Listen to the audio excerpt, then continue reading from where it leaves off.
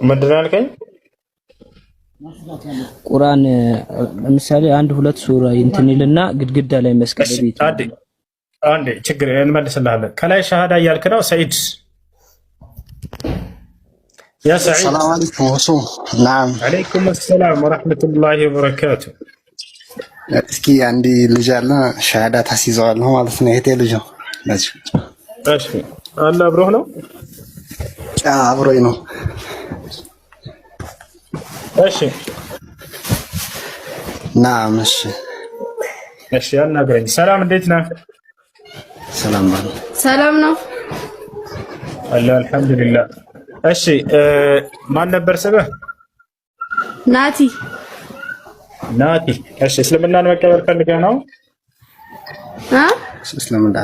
እስልምናን መቀበል ፈልገህ ነው? አዎ። እሺ ናቲ የምለውን ቃል አብረኸኝ እየተከተልክ በል። እሺ እሺ እሺ አሽሃዱ አላ ኢላሃ ኢለላህ ወአሽሃዱ አነ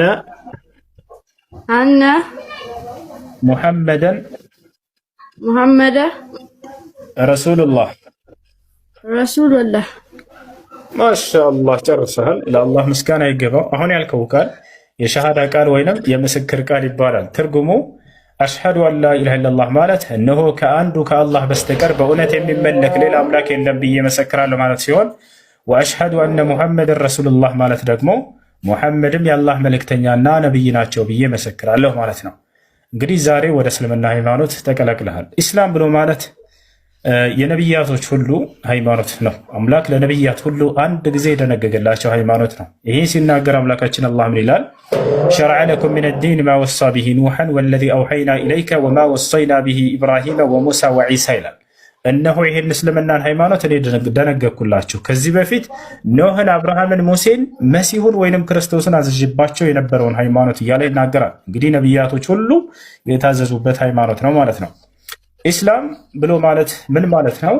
ኢስላም ብሎ ማለት አንድና ብቸኛ ለሆነው አምላክ መገዛት ማለት ነው። በእርሱ ላይ ቅንጣትን ሳታጋሩ እርሱን በብቸኝነት መገዛት ማለት ነው።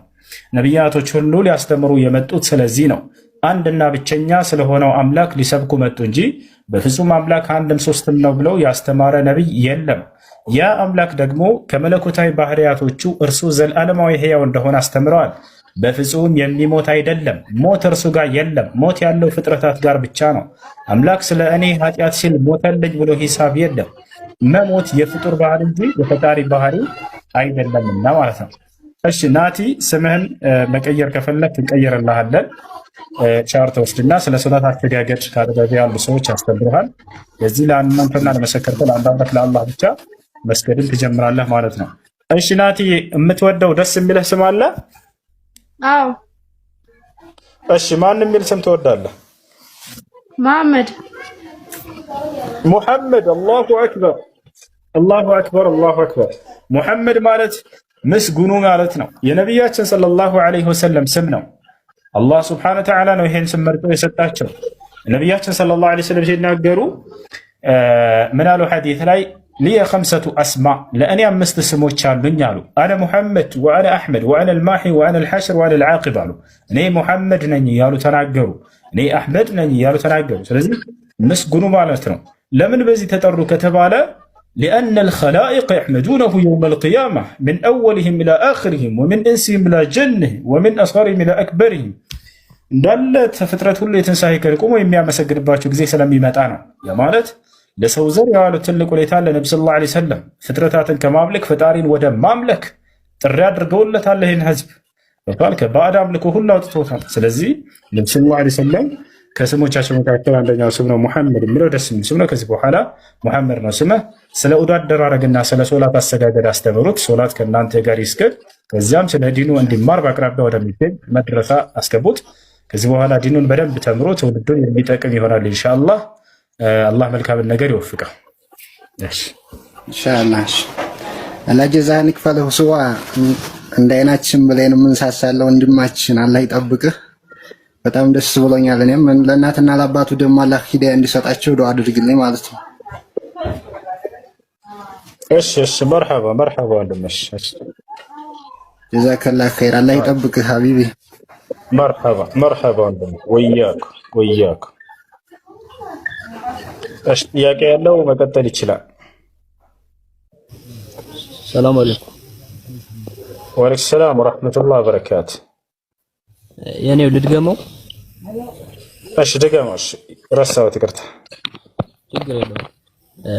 እሺ ቤት ውስጥ ግድግዳ ላይ አብዛኛው ሰው ሀያተል ኩርሲ ሌላም ሊሰቅል ይችላል። እንደዚህ አይነት ነገር በእስላም ደረጃ እንዴት ይታያል? እሺ أفتى الشيخ العلامة الإمام عبد العزيز بن باز رحمه الله تعالى تلاقوا عليه الشيخ عبد العزيز بن باز رحمه الله تعالى بس يقول لا تطيقوا منالو تعليق الآيات القرآنية والأحاديث النبوية إذا كان للتدارس فهذا لا بأس به، أما إذا كان للزينة فهذا لا يجوز. منالو الشيخ عبد العزيز بن باز የቁርአን አናቅጾችንና ነብያዊ ሐዲሶችን ግድግዳ ላይ በመጻፍ ማንጠልጠል ወይንም መለጠፍ ለመማማር ከሆነ ችግር የለውም ብለው ተናገሩ። ለምሳሌ ህፃናት ቤት ውስጥ አሉ ሱረቱል ኢኽላስ፣ ሱረቱል ፋቲሃ፣ ሱረቱል ፈለቅ፣ ሱረቱል ናስ እነዚህን ከልጅነታቸው ጀምረው እያዩ እየቀሩ እንዲያድጉ ታስቦበት ከሆነ ይሄ ለመማማር ነውና ችግር የለውም አሉ። ነገር ግን ለጌጣጌጥነት ብሎ የሚጠቀም ሰው አለ። አያተል ኩርሲይን ያስጽፍና ለቤቱ ጌጥ። ቁርአን የወረደው ለቤት ጌጥ እንድታደርጉት አይደለም። አላህ በቁርአን ላይ ሲናገር ምን አለ? ቁርአንን ያወረደበትን ዓላማ ኪታቡን አንዘልናሁ ኢለይከ ሙባረኩን ሊየደበሩ አያቲሂ ወሊየተዘከረ ኡሉል አልባብ አለ። ይህን ቁርአን የተባረከ ሲሆን ወደ አንተ አወረድኩት ይልሃል። ለምን? ሊየደበሩ አያቲሂ አናቅጾቹን ሰዎች ሊያስተነትኗቸው ዘንድ ሊማሩባቸው ዘንድ። ስለዚህ ለመማማር እንጂ የወረደው እንደ ጌጣጌጥ አድርገን ልንለጥፈው አይደለም።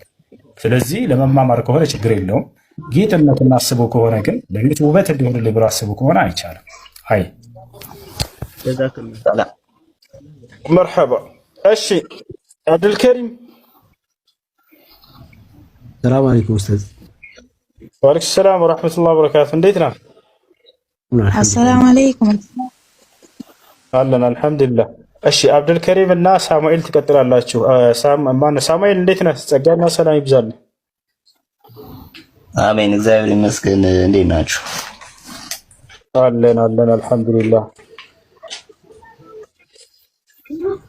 እሺ አብዱልከሪም አውራ። ሳልፍ አየሁና ጥያቄ ለመጠየቅ ፈልጌ ነበር። እሺ ጥያቄ ምንድን ነው?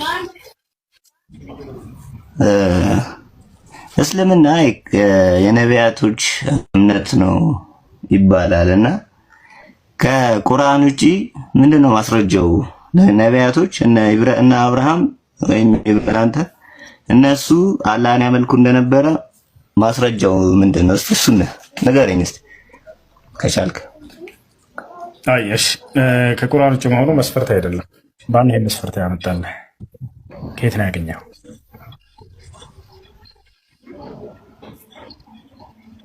እንደዛ ይባል መስፈርት የለም። እኔ ጥያቄ ጠይቀህና ክርስትና ላይ ግን ከመጽሐፍ ቅዱስ ውጭ እልሃለሁ። ይሄ ያስኬዳል? እንደዚህ አያስኬድም። አያ ስለዚህ ማነው ተናጋሪው የሚለውን መጀመሪያ ማወቅ ነው። ቁርአንን ነቢዩ ሙሐመድ ሰለላሁ ዐለይሂ ወሰለም ከሆኑ የተናገሩት እሱ ማስረጃ ሊሆን አይችልም። ምክንያቱም እርሳቸው የመጡት ከነ አብርሃም ከነ ኢስሐቅ ከነ ሙሴ ከነ መሲሁ በኋላ ነውና እርሳቸው ከዚያ በኋላ መጥተው በራሳቸው ቢናገሩ ስላለው ዘመን ይመጥ ነበርክ በዚያ ዘመን የሚል ጥያቄ እንጠይቃለን። ትክክል ነው። ግን የቁርአን ተናጋሪ ማን ነው ብለን ስናይ አምላክ አላህ ሱብሓነሁ ወተዓላ ነው ያወረደላቸው። እርሱ ደግሞ ጊዜ የሚገድበው አይደለም። የአብርሃምን የኢስሐቅ የያዕቆብን ዘመን ሁሉ የሚያውቅና የፈጠረ ያን ሁሉ ያስገኘ አምላክ ነው እየተናገረ ያለው።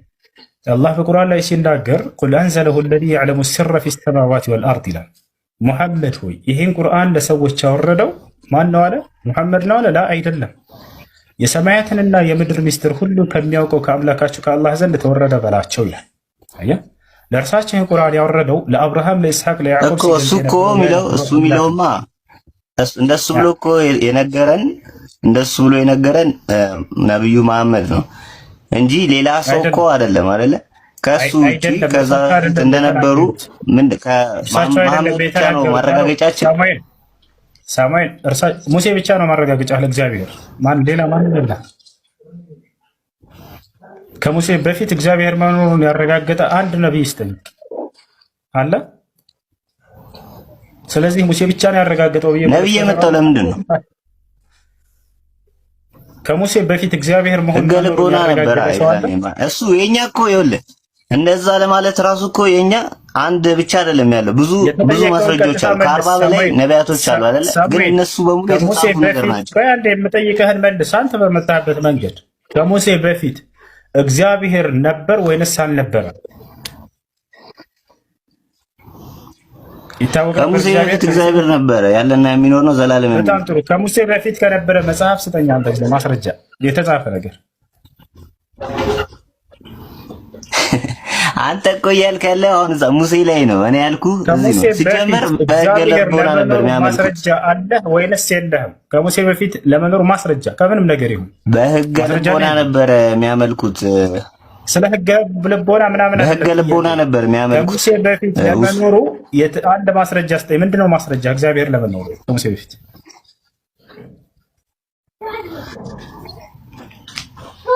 እኮ በህገ ልቦና ማምለካቸው ነው። በቃ ማስረጃው ይሄ ነው።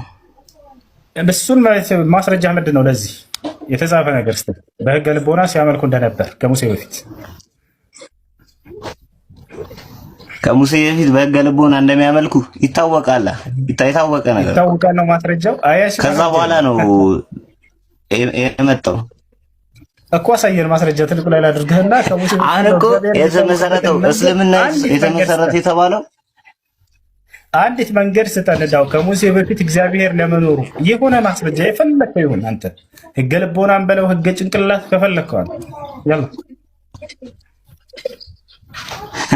እኮ ህገ ልቦና መልስ እኮ ነው እኮ የተጻፈ ማስረጃ የለም። እግዚአብሔር ለመኖሩ ምንም ብታሳየው ነገር የለም። መጽሐፍ አለ፣ መጽሐፍቶች አሉ እኮ እነሱን በቃ እንደሱ መጽሐፍት አለ፣ መጽሐፍቶች አልከን። እነሱን ከፍተህ አሳየን እስኪ እግዚአብሔር ለመኖሩ። ካልሆነ እግዚአብሔር የለም ውሸት ነው ማለት ነው። ክፈት ያላ ክፈት። በአንድ ሰው ላይ የተመረኮዘ አይደለማ፣ ብዙ አሉ እኮ። ክፈት ከሙሴ መጽሐፍ ቅዱስ እኮ የተጻፈው ለሰው ልጅ ነው አይደለም? ከሙሴ በፊት የለም። በቃ ጨርሰናል። አያችሁ አይደል? ማሳየት አይችልም። ስለዚህ በሱ አካሄድ በሱ ሎጂክ ከመሐመድ በፊት የለም ማለት ነው። ልባቸው አይደለ? እናንተ ደግሞ ከመሐመድ በፊት የለም ማለት ነው። አሁን አዳምጥ፣ መልሱን አዳምጥ።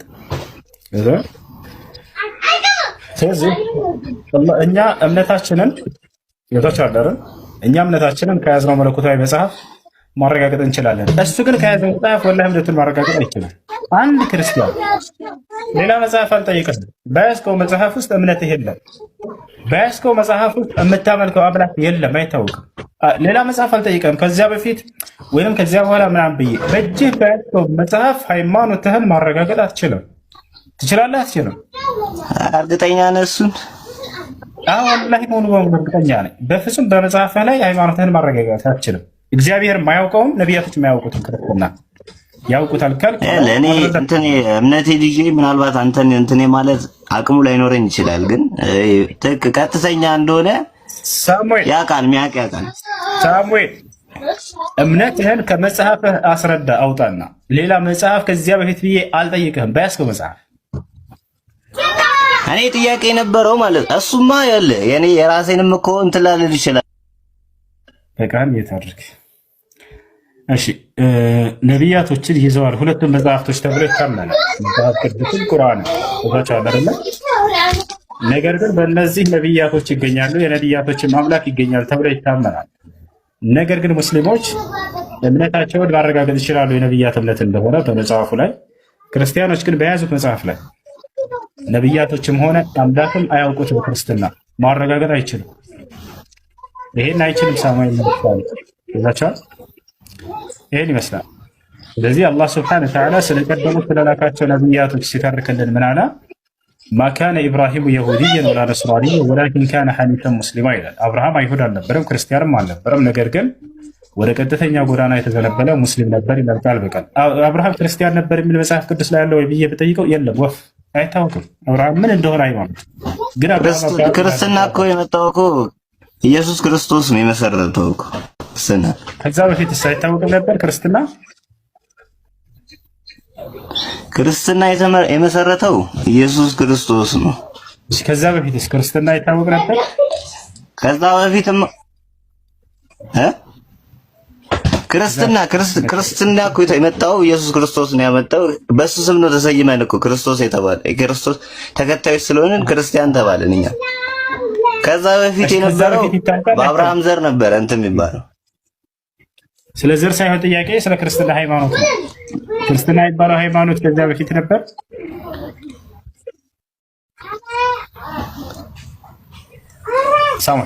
ሃይማኖቱ አለ ክርስትና ተብሎ ክርስትና የሚባለው ኢየሱስ ክርስቶስ ከመጣ የመሰረተውን ነው።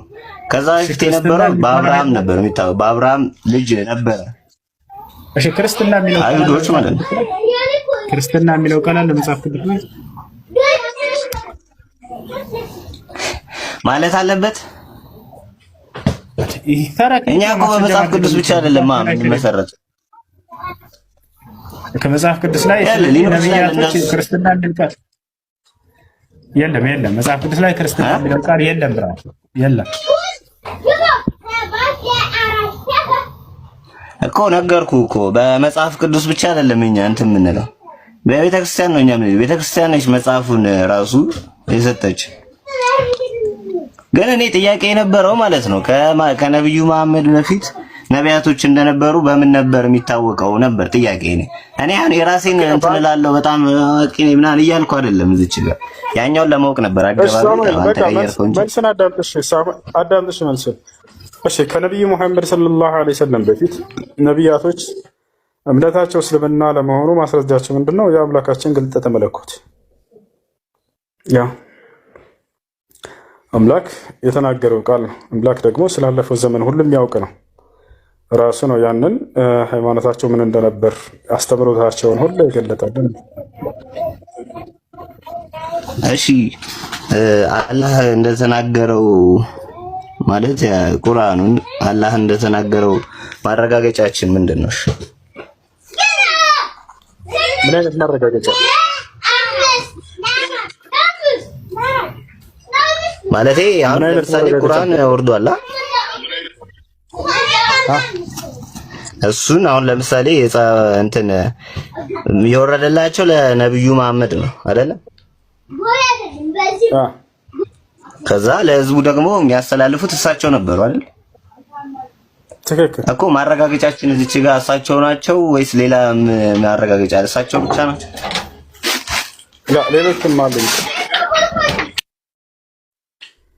ሌሎችም ደቀ መዛሙርቶቻቸው አሉ ወይንም ሰሃቦች የሚባሉ አብረው ያዩ ነበር፣ ይሰሙ ነበር። ገብርኤልን ያዩታል፣ ይሰሙታል ቃልን ሲያመጣ ጊዜ ሳሙኤል ሌሎች ሰዎች ሌሎች ሰዎች ይሰሙ ነበር። ማስረጃ ተችላል ሳይ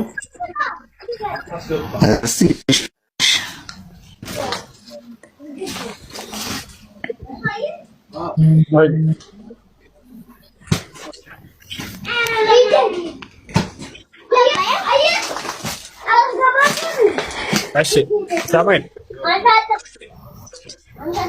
እየሰማሁ እና ምስክሮች ነበሯቸው አብረዋቸው የነበሩ የእምነት ባልደረባቸው። ለዚያም አራት እንዳይመስሉ አራት ሳይሆኑ እንደ ማርቆስ፣ እንደ ማቴዎስ፣ እንደ ሉቃስ እና ዮሐንስ ለአራት ሳይሆኑ ከ100,000 በላይ ምስክሮች ከ100,000 በላይ ምስክሮች ሰሃቦቻቸው ቁጭ ብለው ይሰሙ ነበር። ገብርኤልን ያዩት ነበር፣ ሚካኤልን ያዩት ነበር።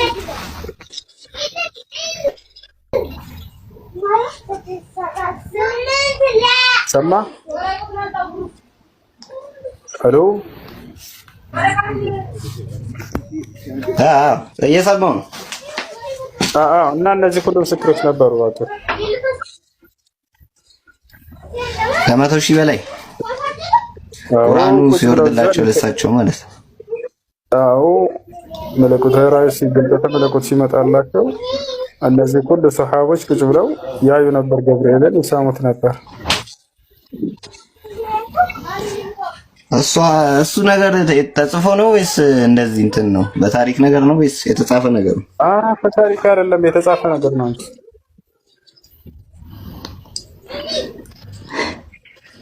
ብታሳየኝ ደስ ይለኛል። ለማንኛውም እሺ፣ አመሰግናለሁ።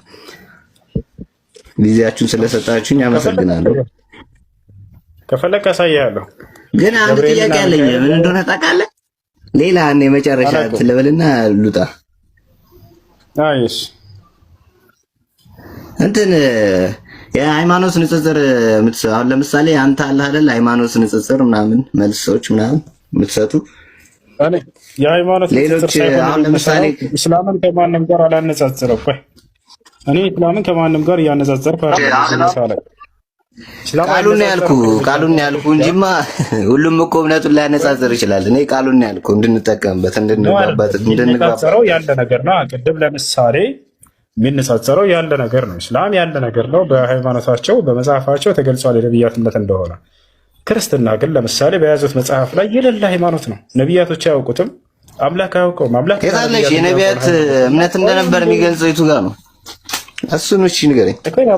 ከነብዩ መሐመድ በኋላ ልትለኝ ከሆነ እሱ ብቻ ማረጋገጫ ነው። አምላክ አላህ ከነብዩ መሐመድ ጋር የሚያያይዘው ነገር የለም ሰለላሁ ዐለይሂ ወሰለም። እርሳቸው ቃሉን ተቀበሉ ማድረስ እንጂ ንግግሩ የአምላክ ነው እያልኩ ነው። ዘለቀ ከራሳቸው የተናገሩት ቃላቸው የለም። እርሳቸው አላህ ሲናገር ወማ ينطق عن الهوى إن هو إلا وحي يوحى ይላል። ሙሐመድ ከራሱ አንዳችን አይነግራችሁም፣ እርሱ የሚተላለፍለትን ራእይ እንጂ ሌላን አይናገርም ማለት። ስለዚህ እርሳቸው ሳይሆን እየተናገሩ ያሉት አምላክ ነው። አምላክ የቀደሙትን ዘመናት ሁሉ ነቢያት የሚያውቅና የሚልክ የሆነ አምላክ ነው። ይህን ያወረደላቸው አምላክ ራሱ ሲናገር ነው ይላል መሰለ ኢና አውሐይና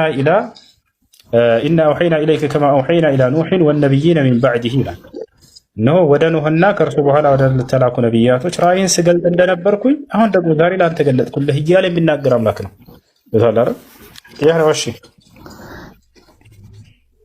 እሺ ከዛ እኮ እሱ እኮ የተጻፈው እኮ እሱ ቁርአን ላይ እኮ ነው አይደለም የምትለኝ? ከዛ እሺ እንደነበሩ አሁን ኖህ ምናምን አልካል እነሱ ታዲያ እንደነበሩ እሺ በምን እንዴት ስለ ሙስሊም ደጋገምኩለት 50 ጊዜ የሚገባቸው ጉድ አይደለም ወላሂ። አይ እሺ ከላይ ሪች ሰላም ነው ሪች አለሽ? ሄሎ ጭንቅላታችሁን ክፈቱ እንጂ ቅዱሳን። እሺ ኦኬ ሰላም ነው ናሱ አላ አልሐምዱሊላህ።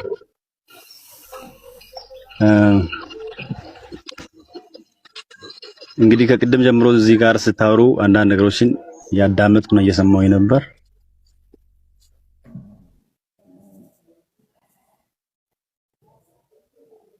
እሺ ማስቀመጥ ፈልጋለሁ። ይሰማል? አይ ቲንክ እኔ ጋር ትንሽ ኔትወርክ ችግር አለ እና ይሰማል። ኦኬ ምን ሀሳቤ ክርስትና እግዚአብሔር እንዳለ ወይም በፊት እግዚአብሔር እንዳለ ምንድነው ማስረጃ የሚል ጥያቄ ስጠይቅ ነበር። ከታች እውነት ነው ክርስትና እያነሳ እንደነበረ ክርስትና መሰረቱ ክርስቶስ ነው በመጀመሪያ ማለት ነው። በብሉይ ኪዳን የነበሩ አባቶች፣ ነቢያት፣ የተለያዩ እግዚአብሔርን አገልግለው ያለፉ ሰዎች ክርስቶስ እንደሚመጣ ትንቢት ሲናገሩ ነበር።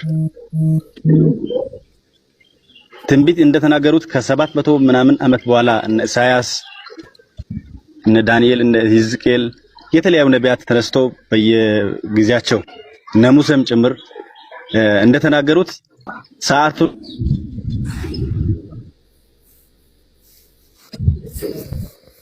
ከዲን የሚቆራረጠው ከሱ ነው። ልጆች ጊዜውን ተቀለጥ እኛን ለማዳን ዓለምን ለማዳን እንደሆነ ቃሉ ይናገራል። ስለዚህ እኛ የምንከተለው ክርስቶስን ድረስ እውነት ነው ሙሐመድ የተናገረው እስክትል ድረስ እስልምና እንዲቀበል እንኳን አልቻለም። እልህ በውስጣቸው ይዟቸው ትዕቢት ወጥሯቸው እና በዚያ ሁኔታ ነው በተረፈ ነው። አይ ሌላ ጥያቄ ለሰጥ ጀዛኩሙላሁ ኸይራን። ወሪሰላም ኡስታዝ እንዴት ነህ? አልሐምዱሊላህ። ልጨርስ አንድ ጥያቄ አለኝ። እሺ ጀማዓ ሰላት መስጊድ ላይ የሚሰገድ ጀማዓ ሰላት እና ቤት ላይ ስራ ቦታ ሆነን ጀማዓ ሰላት የምንሰግደው ጀማዓ ደረጃው 27 መሆኑን ይቀንሰዋል። መስጊድ ባለመሄዳችን ሁለቱም ቦታ ላይ ጀማዓ አግኝተናል።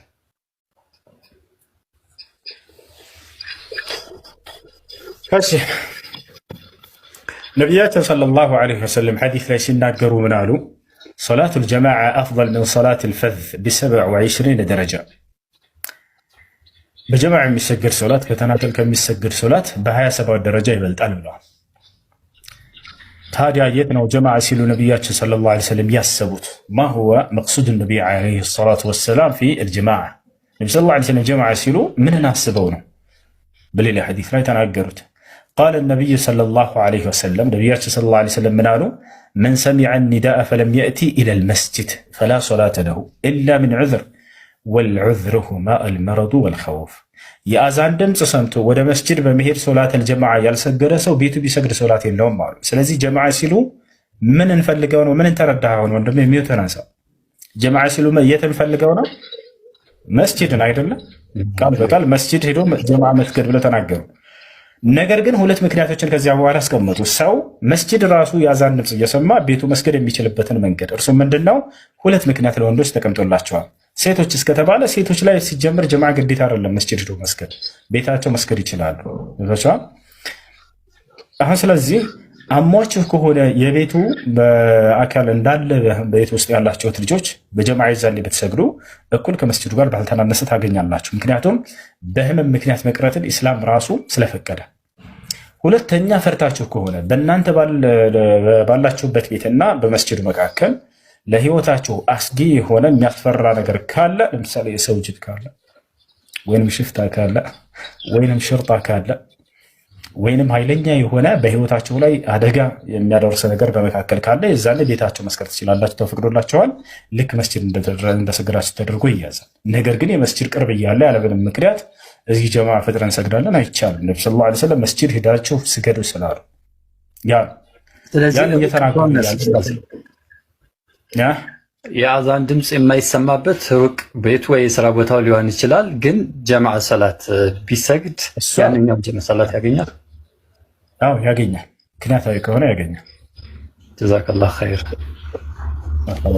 ሴቶች በጀማዓ ባይሰግዱም ልክ ጀማዓ እንዳሰገደው ሰው ያገኛሉ ወይ? አዎ። ምክንያቱም ቤቷ መስገድን የፈቀደላት ኢስላም ነው ራሱ። ነቢያችን ሰለላሁ ዐለይሂ ወሰለም አፍደል መሳጅድ ልመርአ ቃዕሩ ቢዩቲሃ ብለዋል። የሴቶች በላጭ መስጅዶቻቸው ቤታቸው ውስጥ ነው ብለው ተናግረዋል። ስለዚህ ቤቷ መስገድ ትችላለች ሴት ልጅ። እሺ ቤታቸው ውስጥ በጀማዓ መስገድ ግዴታ አለባቸው ወይ? ለምሳሌ 2 3 4 5 ከሆኑ ግዴታ አለባቸው። ሁላቸውም ዙሁር ሰዓት ደረሰ ለምሳሌ በተናጠል እንደፈለጉ ፈታ ብለው መስገድ ይችላሉ። ነገር ግን በጀማዓ እስከፈለጉ መስገድ ይችላሉ ወይ ሴቶች? አዎ ይችላሉ። በላጩ የትኛው ነው? በጀማዓ መስገድ ነው። ግን በጀማዓ አልሰገዱም እና ሶላታቸው ላይ ችግር አለ አይባልም በፍጹም።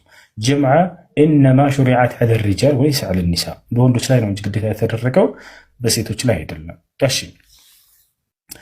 ሴቶችን ማሰገድ ይችላሉ እዛው ከመካከላቸው? አዎ ትችላለች። እሺ ድምጿን ከፍ ማድረግ ትችላለች? የምታሰግደዋ ሴት ድምፅ ከፍ ተደርጎ የሚሰገድበት ሶላት ላይ? አዎ ትችላለች።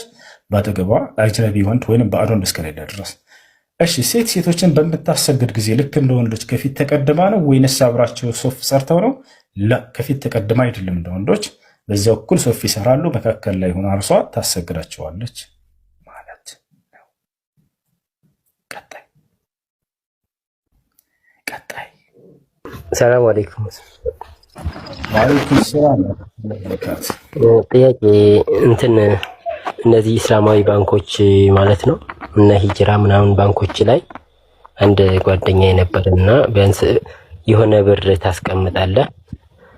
ለምሳሌ የ50 ሺህ ብር ምን ለነሱ ተሰጣቸውና ሰርተው በአመት እነሱ ደግሞ የሚያስገቡልህ ብር አለ ሰርተውበት ማለት ነው። እና በየአመቱ የሚያስገቡልህ ብር አለ። እሱ ነገር ከሸሪዓ አንፃር እንዴት ይታያል የሚለውን ለመጠየቅ ነበር። ትርፍ የጋራ ነው። በቃ ብር የሆነ ብር ታስገባለህ። ለምሳሌ 100,000 ብር ስታስገባ ገባኝ ወንድሜ። ትርፍ የጋራ ብላችሁ ነው የምትስማሙት። በዚያ ገንዘብ ላይ እነሱም ይካፈላሉ፣ ካተረፉት አንተንም ያካፍለዋል አይደለም? እንደዛ ነው። ነገር ግን እዚህ ቦታ ላይ ትርፍ የጋራ ሲባል ጊዜ ያ ገንዘብ ከከሰረ ከሰረ ነው ወይንስ ቢከስሩ ይመልሳሉ እንደ ብድር ነው?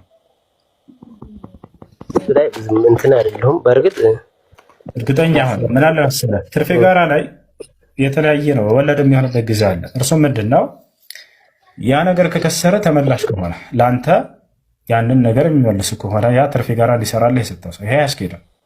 ይሄ ልክ እንደ ቀርድ ነው፣ ብድር ነው። ልክ እንደ ብድር ነው። አትራፊ ከሆነ ታገኛለህ፣ ከከሰረ ደግሞ ያንን ታስመልሰዋለህ። ይሄ ያስኬድም። ነገር ግን ትርፍ የጋራ ከተሰጠ ያ ነገር ከከሰረ ከሰረ ነው። ታቻላለን። የሚተርፈው ላይ ደግሞ ሰውየው የለፋበትን የደከመበትን የሰራበትን ያገኛል። አንተም ልክ እንደ ገንዘብን የሰጠህና ያሰራበትን ትርፍ ታገኛለህ። ይህን ነቢያችን ሰለላሁ ዐለይሂ ወሰለም ሁላ ይሰሩ ነበር። ትርፍ የጋራ ኸዲጃ ትሰጣቸዋለች፣ ከዚያ ይቀበላሉ። ሄደው የመን ዕቃ ገዝተው ይሄዳሉ፣ ይሸጣሉ። ከተረፈው ነቢ ሰለላሁ ዐለይሂ ወሰለም እና ኸዲጃ ይካፈሉ ነበር የጋራ። አይ ይሄ ስራው ይቻላል። ሰላም አለይኩም። አለይኩም ሰላም ወረሕመቱላሂ ወበረካቱ። እንዴት ነው ኡስታዝ? ደህና ነኝ አልሐምዱሊላህ። ጥያቄ ነበረኝ። እሺ አብዛኛው ሰው ቁርአን ግድግዳ ላይ ይሰቅላል። አብዛኛው ሰው ቤቱ ላይ ማለት ነው ትናንሽ አንቀጾች እየከፈተ ምናምን ግድግዳ ላይ ይሰቅላል። ይሄ ነገር እንዴት ይታያል እስላም ላይ ለማለት ነበር።